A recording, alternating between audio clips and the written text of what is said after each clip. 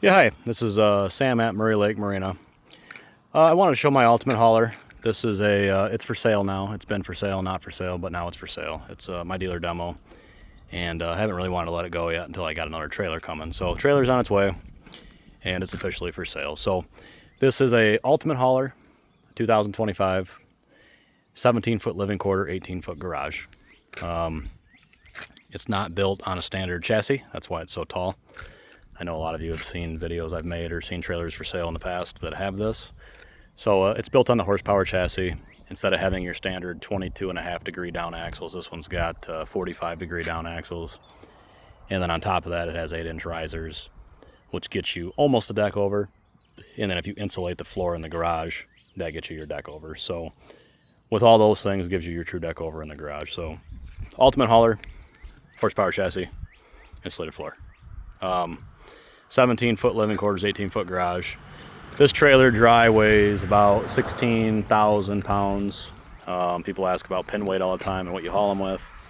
And I've hauled them with single wheel trucks, but I also run 12 ply or 14 ply tires, and I run steel wheels. So if you run aluminum wheels and you're only running 10 ply, you're pushing it. They're very pin heavy. This trailer probably weighs all of 5,500 pounds, if not more, once you start loading stuff down and filling a freshwater tank. So I did upgrade to a 450. You don't need a 450, just a dually in general would probably be sufficient, but that's what I did. So anyways, about 16,000 dry and about 5,500 to 6,000 pin weight once you're all loaded up. So anyways, that's kind of walk around here, go over it as we go. So roll up door on the front, that's an option from Logan. It's not standard. I did the 40-pound tanks. I got all my stuff in here. Sorry, I didn't want to take it all out for the video. Shelf here we added to put septic stuff. I've got a water filter up there, you know, anything really, whatever you want to throw up there. This one's got 3 batteries. 2 batteries are house batteries for the trailer, and then the 3rd battery is for your generator, just so that if you run your batteries dead, you can still start your generator. On-off switch. Underneath here, they got a little panel that you can access that gets you to all of your electrical for diagnosing things. It's got a lot of resettable breakers in there and whatnot. There's a propane attachment over there where you can plug in your grill or anything else you want to put propane with a little turn knob on it. Dual jacks on this trailer, of course, because of the weight. This one's charcoal and black metallic, and then the awning 17 foot. So typically, depending on what size living quarter you go with, say you do an 18-foot living quarter, you'll get an 18-foot awning, typically, depending on the trailer. But so this is a 17-foot to match the trailer. Let's go this way. Go around the trailer here. Up front, you got your water connections. So the one on the right is for city water. The one underneath the panel there is your fresh water to fill the tank. So this is your standard slide. I didn't upgrade the slide size. In the compartment right there with the fuel fill, below that is a 50-gallon fuel cell. Open that up. I'll open it up and show you. This is for your fuel pump. So you got the fuel pump in there, fuel nozzle. Open this little door up here. You got your gauge and then your switch to turn it on. So I use it just because a lot of places you want to run AV fuel or rec fuel, you know, a lot of times, sometimes hard to find depending on where you're traveling. So anyways, I added that. I like that option. Underneath the trailer, you got your black and gray tanks. They look goofy because it has the 4 Seasons package. So the tanks are enclosed, furnace blows inside of there, keeps everything heated.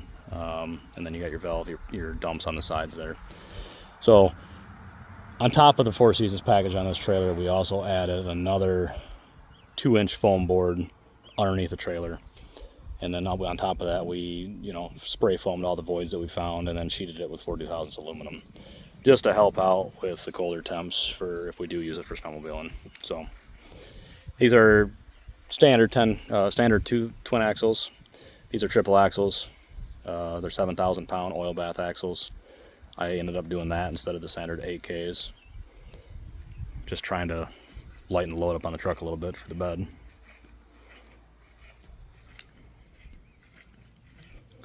Come around the back here, Like I said, I use it for snowmobiling too. So it's got the caliber products on the ramp, and then on top of that, this is the heavy duty ramp. So this is a pretty heavy ramp. It's all steel tubing in there, and then all the aluminum sheeting and everything else skins, but it's a heavy duty ramp. So I think they rate these ramps at like 10,000 pounds is what the steel hinges are rated for. So that's on there. I did the race doors. I like that. It's nice to have the garage open and have the door shut in the wintertime if you use it in the wintertime and get the sun shining in and stuff. Makes it feel like you're not in a cave. So did that option, and then on top of that, up here, there is a screen that pulls down that magnetically attaches to the bottom there. So you got that, and you keep the bugs out. One more thing here, I'll show you the generator, and then we'll go inside.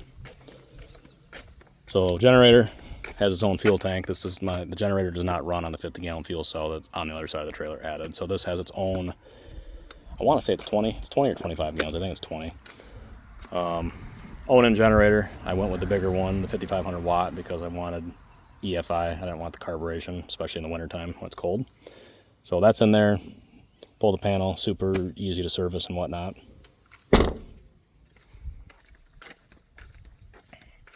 It's got a lot of lights too, you can't really tell now, but a lot of load lights, extra marker lights, reverse lights, everything lights up when you throw it in reverse, so I like lights.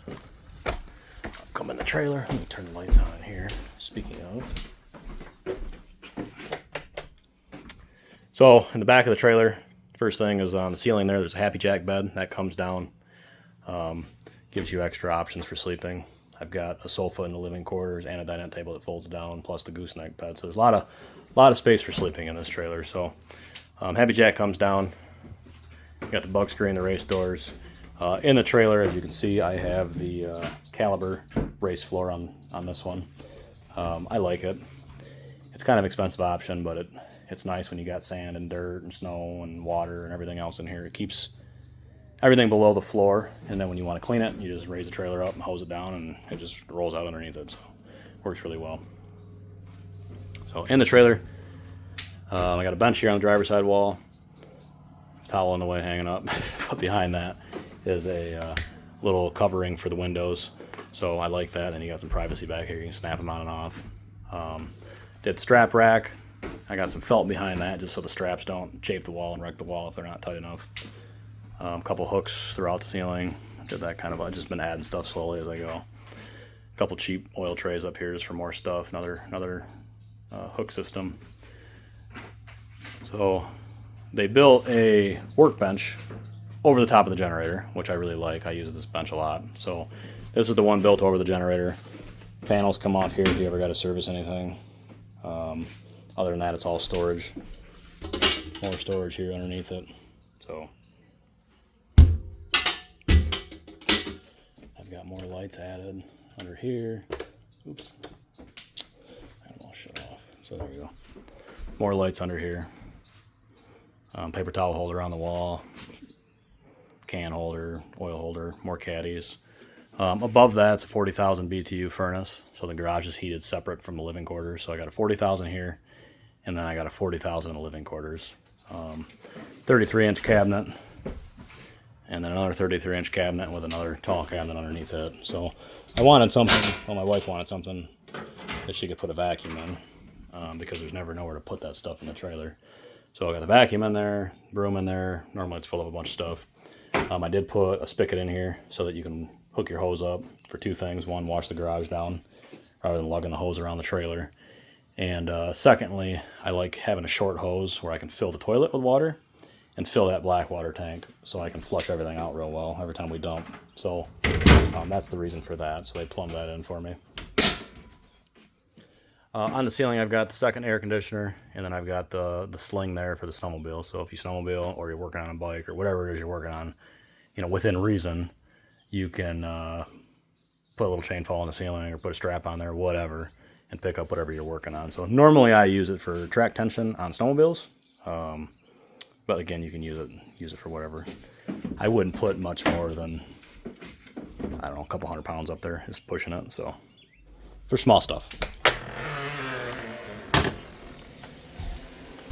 All right, go in the trailer here.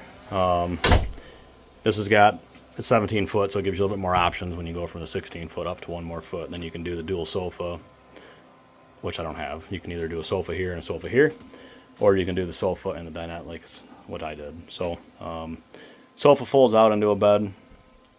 Dinette table folds down into a bed. Again, standard 6 foot slide out here. And the cabinets over the dinette are standard, but I did add some outlets. So I got USB ports over the dinette and then 110 outlets there. This whole area right here is an upgrade option. So you can do, typically this is open into the gooseneck, into the bedroom. I did the bulkhead wall there, so it's closed off. And then there's a door right there, a pocket door that will close. So if you got a dog or kids or whatever, you can shut that and you got privacy up there. So cabinets, overhead option up in the gooseneck there. I've got cabinets up there over the windows, cabinets along the front, all that and whatnot. I didn't clean it out, so sorry. Screen door. This is a pull screen, same as in the back. They're pretty sweet too. They're retractable, so if your dog, if you have a dog and it tries to blow through it, you don't wreck your screen. Fireplace, and then above the fireplace is all your electrical stuff. Switches, heating element, water heater, fresh water, generator start and stop. And then you'll see here the ZAMP system. So on top of the roof, there's a 190 watt single solar panel as well, just to help with the battery voltage a little bit when it's setting. And then your touch screen, kind of with stereo. And then I had them ship this without a TV, so I added some TVs. There's a TV up in the gooseneck, which is a 24 inch. And then this TV here is 36 inch. So, and Logan is actually building me like an Adeleave, I'm going to call it, but like a flip-up counter, but not. So it'll be something you can take off and transport and then attach it on here. So the countertop will come out more, so you have more space for prepping food and dishes or whatever it is you're doing. So that was my wife's request that she needed. So we got that coming. For Micah and everything will all match and look nice. Anyways, fridge. Below that is the second furnace. I'll show you that in a minute. Another 40,000 BTU furnace. Put them so it's super easy to work on. Other side under here, underneath the sink, is a what is that? That's a 10-gallon water heater, DSI, just direct spark. So basic, but they work well. Black stainless sink. Went with the oven instead of the no oven. We do use the oven actually quite a bit.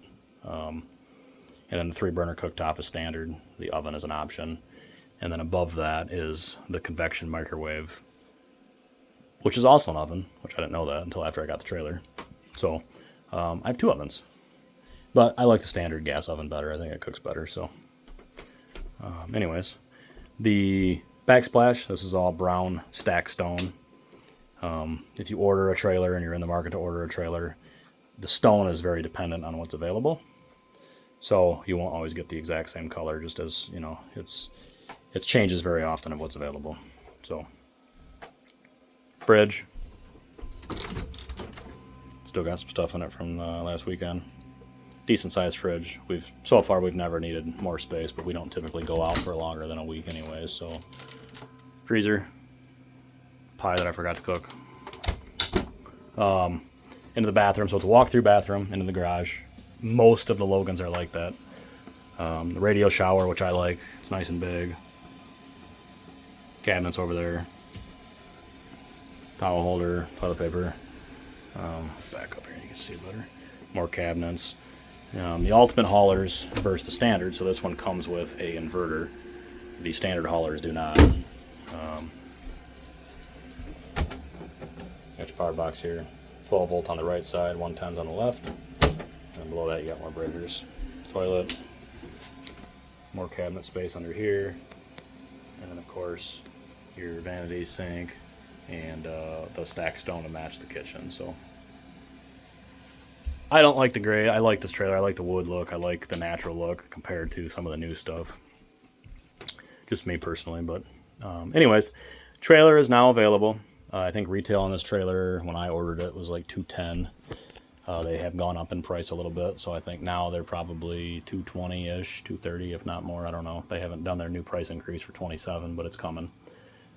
Trailers are a very long lead time, so if you're in the market for a trailer, or especially if you're in the market for one that you want to use for the wintertime, would probably be a good fit for you.